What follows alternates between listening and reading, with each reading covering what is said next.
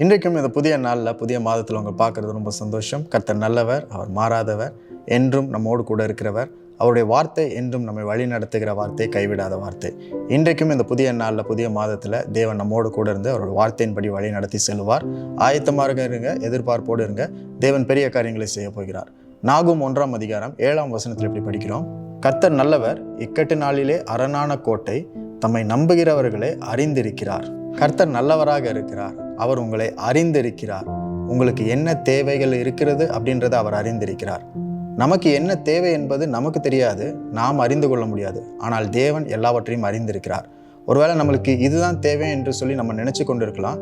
ஆனால் தேவனுடைய அறிவு, அவருடைய அறிதல் வித்தியாசமானது.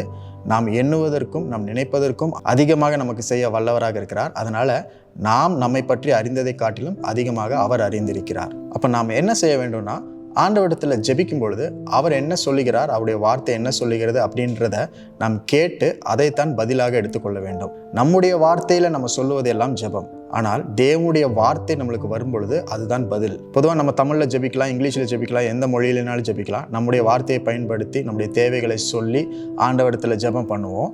பதில் வரும்பொழுது நம்முடைய பாஷையில், நம்ம அறிந்த மொழிகளிலே, நம்ம அறிந்த வார்த்தைகளிலே பதில் வரணும் சொல்லி எதிர்பார்த்து கொண்டிருப்போம். ஆனால் அப்படி எதிர்பார்க்கக்கூடாது. பதில் எல்லாமே தேவ வசனமாக இருக்க வேண்டும் அப்படின்றது தான் எதிர்பார்க்கணும். அதுதான் நம்முடைய வாழ்க்கையில் நிச்சயம் உறுதியான ஒரு காரியம். அதுதான் பதிலாக நாம் எடுத்துக்கொள்ள வேண்டும். நம்ம யோசிக்கிற, நம்ம நினைக்கிற காரியங்கள் பதிலாக வர வேண்டும் என்று நினைக்கக்கூடாது. தம்மை நம்புகிறவர்களை அவர் அறிந்திருக்கிறார்.